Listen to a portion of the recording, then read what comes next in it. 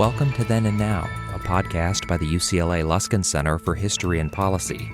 We study change in order to make change, linking knowledge of the past to the quest for a better future. Every other week, we examine the most pressing issues of the day through a historical lens, helping us understand what happened then and what that means for us now. Hello, I'm David Myers, host of Then and Now and director of the UCLA Luskin Center for History and Policy, which supports this podcast. Today's episode will explore a remarkable development in recent politics, the election on June 2nd, 2024, of Claudia Sheinbaum as Mexico's next and first woman president. While the United States has never elected a woman as president, Mexico joins a number of other Latin American countries in pushing for gender parity and placing women in positions of leadership. Sheinbaum is the disciple of the current Mexican president, Andrés Manuel López Obrador, known widely as AMLO, whose immense popularity carried over into the June election. Sheinbaum was elected as a candidate of continuity, and it will be interesting to see how she continues or departs from the path of AMLO. Who is Claudia Sheinbaum, and where did she come from? To help answer these and other questions about the recent election, we'll be talking today with Leila Miller, an independent journalist living in Mexico City who served as the foreign correspondent for the Los Angeles Times in Mexico. Welcome to Then and Now, Leila. Thank you. Thanks for having me.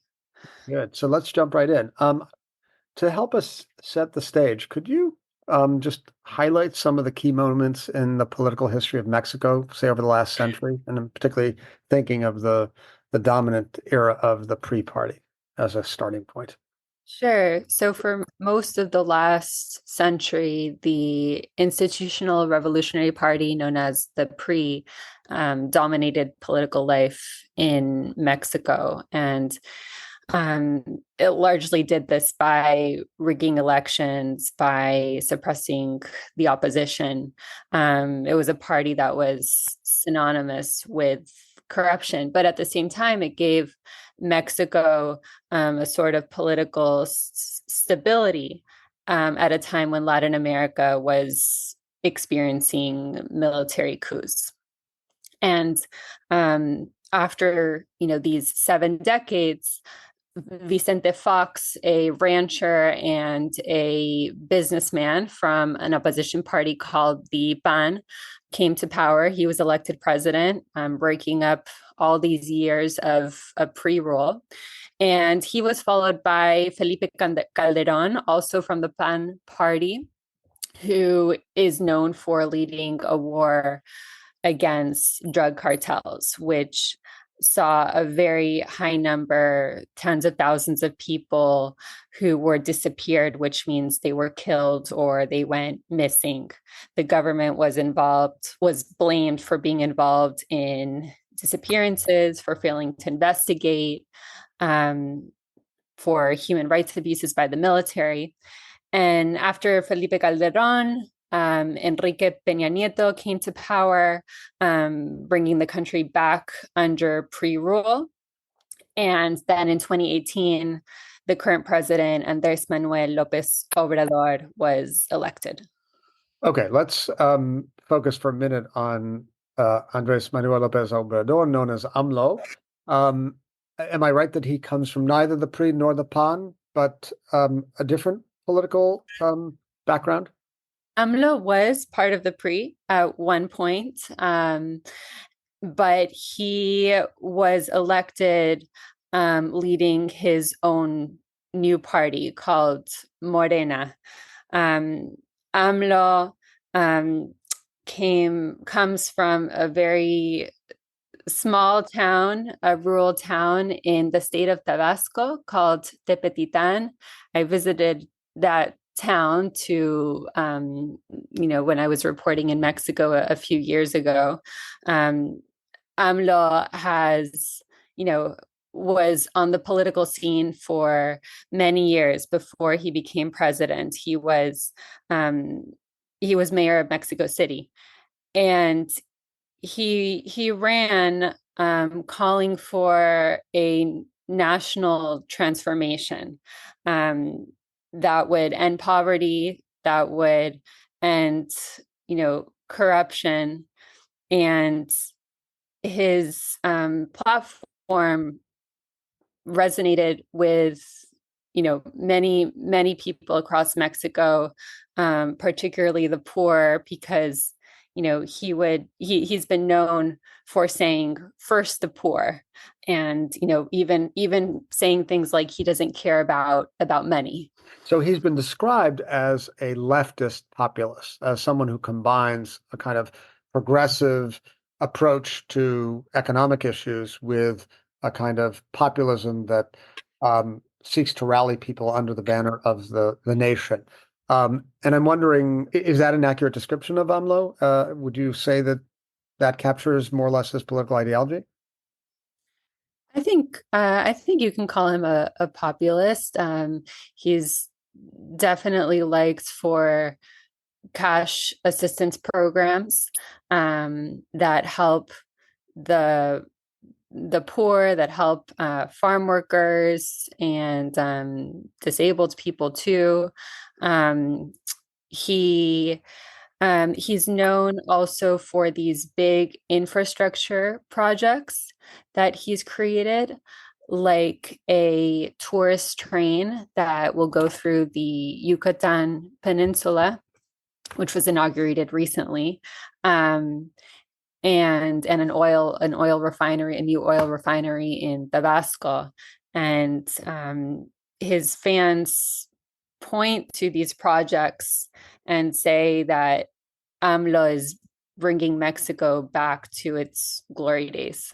And he's quite popular in Mexico. He is very popular, and I think you only need to look at the results of these last elections to understand his popularity. Claudia Sheinbaum, who just won the election, she won largely taking from the support of AMLO's base. She was, the mayor of Mexico City right before running, and she represented AMLO's Morena party, and she won with about 60% of the vote, which is, which a huge number. is a big number. Yeah. I was just comparing the popularity ratings of Joe Biden and AMLO in a recent poll. Biden was at 37%, AMLO was at 62%. So it's enormously popular. And I'm wondering, who are those who do not have a favorable image of AMLO? What does the opposition look like? And I guess more generally, what's the state of play of the PRI or the PAN? Are they still players at all, or has Morena just come to dominate the Mexican political scene? Morena is really dominating now. We also see that with what the National Congress will look like after these last elections. The criticism, people criticize AMLO, saying that he has become authoritarian. He has, and they say that because AMLO has criticized independent institutions in Mexico, like the electoral agency, which oversees all elections, like the Transparency Institute, which is the institute that decides, whether to give over public records after a public records request. He said that these institutions either don't need to exist, or that they don't need as much power.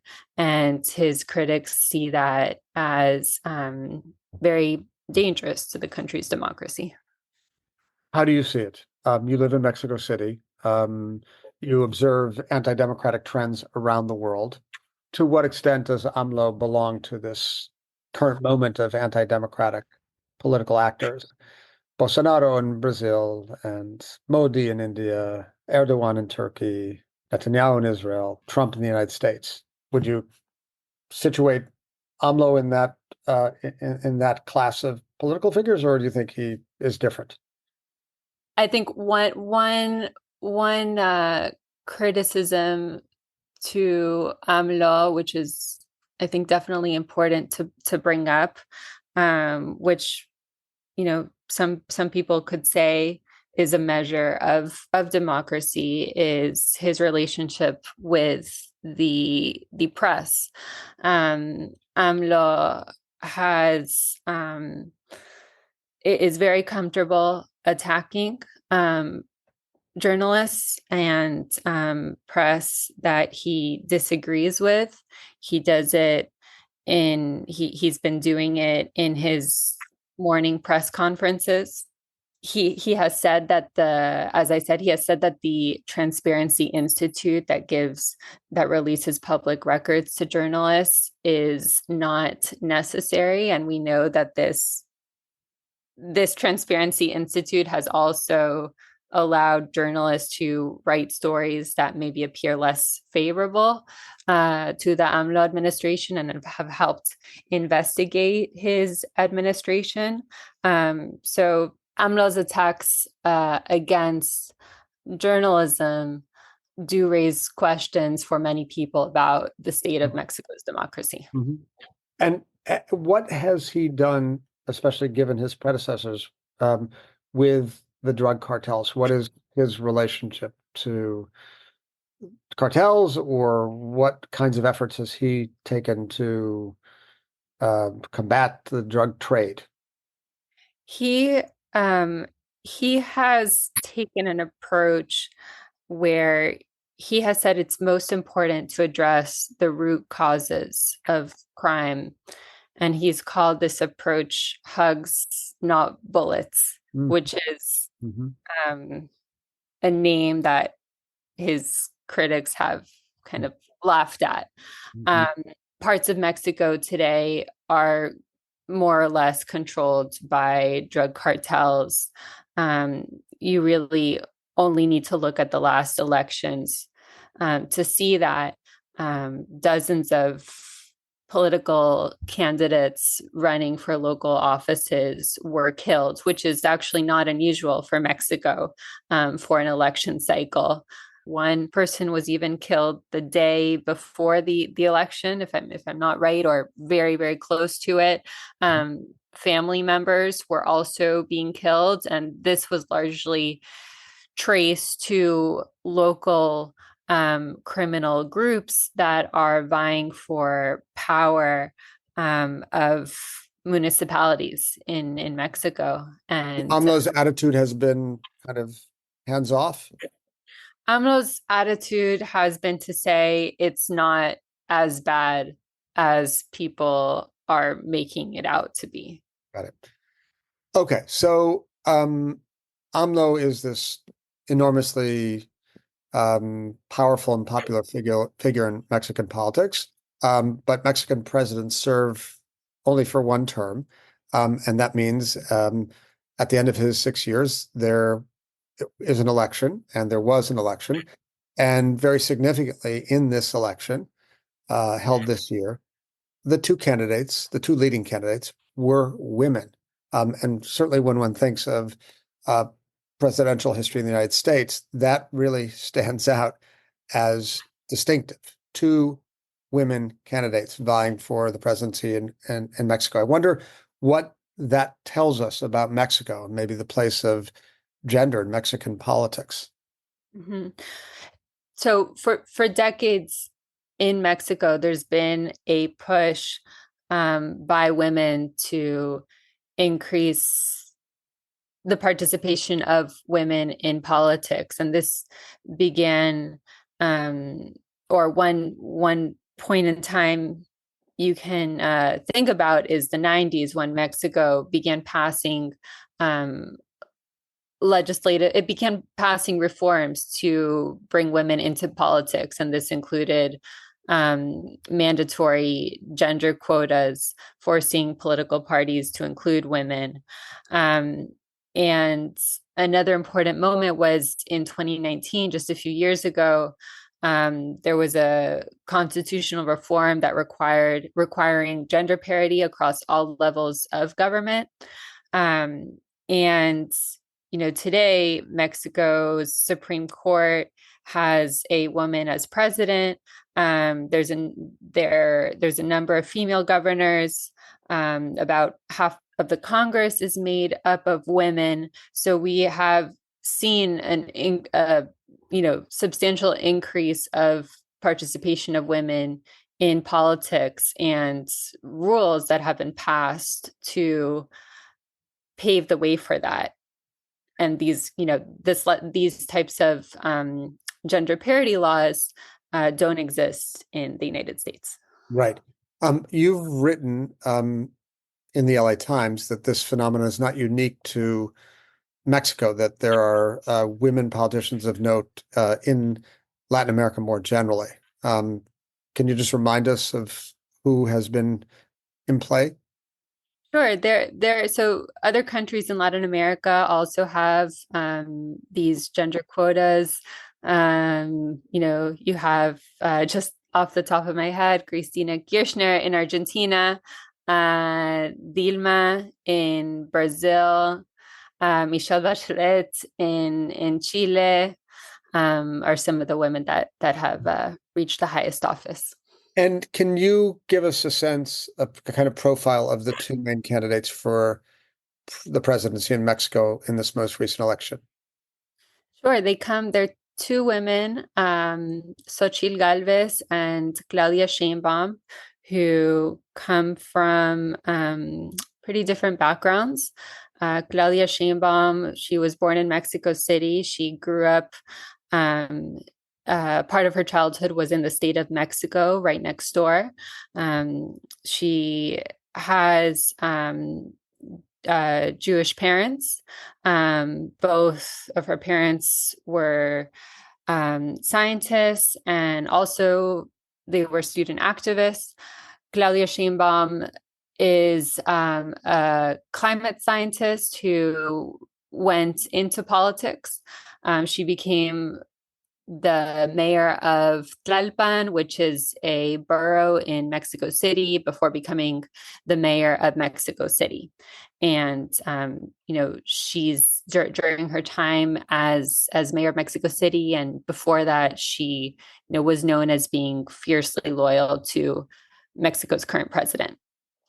Xóchitl Gálvez grew up in the state of Hidalgo and was raised in a poor family. She has indigenous roots, and part of her, in her campaign speeches, she would talk about that. She would talk about how she would have to, sell sweets with her family growing up, and how she really lived in poverty.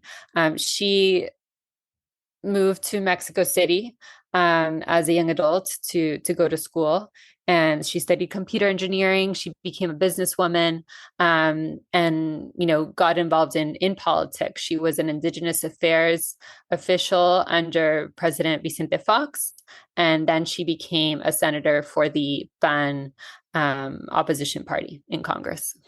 And what are, apart from the biographical differences, what were the political differences between the two, Gálvez and Sheinbaum? The election was really more about López Obrador, a person, the current president, who is not on the ballot, than it was about these two women.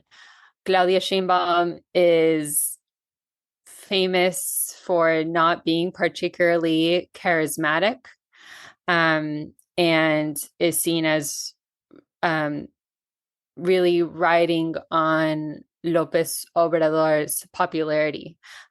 So she has pledged to continue with López Obrador's stated transformation of Mexico, continuing his infrastructure projects, supporting his reforms, continuing to prioritize the poor, fight corruption. And Xóchitl Gálvez ran representing an opposition coalition, and criticizing the president's what she sees as the president's threat to democracy, to Mexico's independent institutions. She's criticized his security strategy, saying, she would invest more in security, she would pay police better. But it's really been an election that has revolved around whether you want to continue the current president's agenda or not. Right. So it's a referendum. It was a referendum on AMLO, and the Mexican people voted very clearly in favor of continuing the AMLO way. They did. Yeah. Right. And just a small anecdote, the night that, Claudia won the election, I was in Mexico City and I headed to the Zócalo, which is the big plaza downtown right in front of the National Palace. It's where the big marches and gatherings occur. It's where the president speaks. And I went to see, what her support would look like there. And just what the energy would be like. And I was, her supporters were there, Morena supporters were there. But what surprised me was that the Zócalo was not packed. Oftentimes when the president speaks, you can't even move. There are so many people. But the Zócalo was not full the night she got elected. And,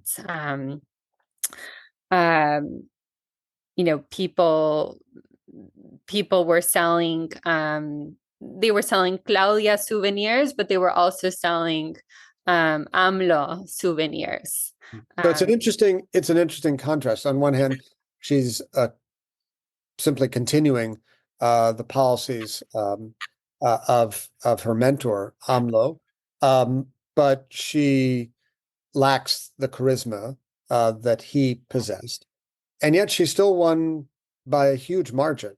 So sort of putting those things together really suggests tremendous support in Mexico for AMLO's way. And I think of that in the context of one of the policy decisions she made early on after the election, which was her stating that she would move forward with proposals to overhaul the judiciary by replacing appointed judges to the justice of the Supreme Court with popularly elected judges, which has raised alarm bells for some concern with the state of democracy in Mexico. Can you? Yeah, that's true. I mean, I think that's the big question everyone has, and it's the big question everyone had before she got elected, which was how closely will she stick to AMLO's policies, or how closely will she have to stick to AMLO's policies? AMLO has said that he, plans to, not interfere, and I think he said that he wants to, AMLO has said that he plans not to interfere, after he steps down. But she won with the support of his base. She's talked about investing in renewable energy. She's a climate scientist, but she's also said she'd continue to support Pemex, which is the state-controlled oil company that AMLO uses as a kind of glory symbol of Mexico. So there is this question about how closely she'll have to follow in AMLO's footsteps.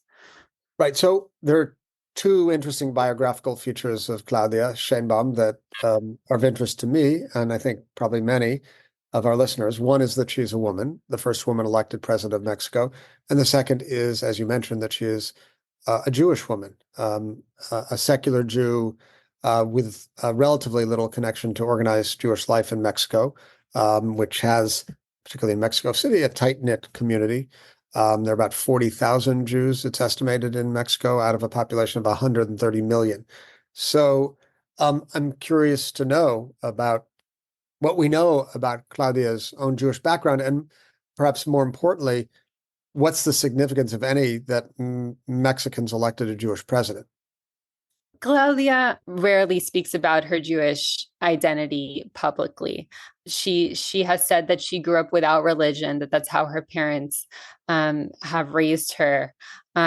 So she doesn't really appear at Jewish community events. So she's generally not associated strongly with the Jewish community. So that's why, even though it's remarkable that in a Catholic country you have a Jewish president, religion wasn't part of the campaign election discourse. I did notice that former President Vicente Fox called Sheinbaum a Bulgarian Jew, suggesting in that, at least as I read it, that she was an outsider to the Mexican system. I wonder if you have any thoughts about that, or just about the presence or lack thereof of anti-Semitism in Mexican public life and politics. He did say that but he's kind of considered a provocateur. So those comments were immediately attacked, and I think he apologized afterwards. Anti-Semitism. Yeah, anti-Semitism. Mexico's Jewish community is, at least in Mexico City, it's a very insular community.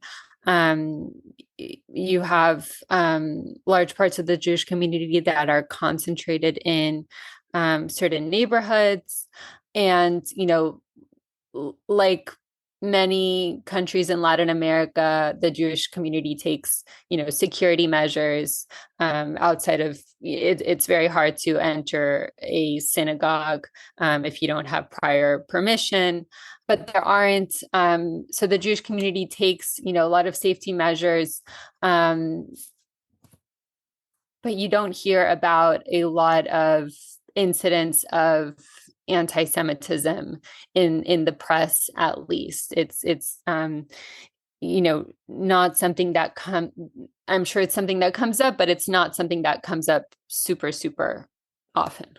And you don't sense, living in Mexico City, you don't sense that anti-Semitism is part of the political discourse, with the exception of Fox's comment. It hasn't been a prominent presence in, for example, in the recent presidential election.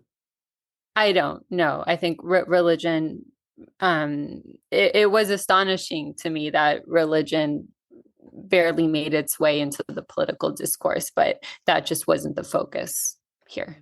So what should we expect from the presidency of Claudia Sheinbaum? I think we can expect that she's definitely, to a certain extent, she's going to have to follow López Obrador's agenda, or else perhaps risk losing its support. His party support. I think we can, continue to expect a strong relationship with the United States, because it's, a very important trading partner. Mexico can't afford to ignore the U.S. Claudia has talked about nearshoring being a priority for her, so I think we can expect that. I think we don't know exactly what direction she will go in terms of environmental policy, how closely she will stick to her predecessor. We don't know how she will treat the press, whether she'll follow in AMLO's footsteps or not. And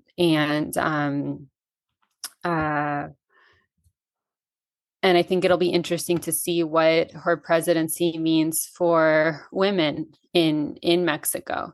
A lot of many political experts who follow gender issues say that even when women have been elected to positions of power, that hasn't, necessarily meant a change in the lives of women, because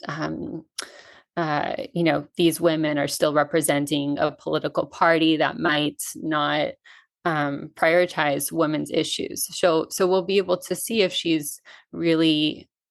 prioritizes a women's agenda, and if she makes a difference in the lives of women. A final question. Do you have a sense of how Mexicans are looking at the upcoming U.S. presidential election? What are they feeling about that? What do Mexicans think of Joe Biden or the prospect of Donald Trump returning to the White House? I mean, AMLO got along with Trump. They had a sort of working relationship. Is it reasonable to assume that Claudia Sheinbaum would also work, as well with Trump as with Biden? I mean, the key issue being immigration and the border. I mean, I think it's no question. I mean, the next immigration is not an issue either country can ignore. So the two sides will have to be talking to each other on immigration. Claudia Sheinbaum's government did not present kind of any very revolutionary immigration proposals. So I think we'll just have to see what happens. But in Mexico, of course, we're closely watching what's happening with the U.S. elections. It's the topic headlines, newspapers, almost every day, or every week. So it's something that will definitely be affecting Mexico too, of course. Well, Leila Miller, thank you so much for being with us on Then and Now. Thanks for having me.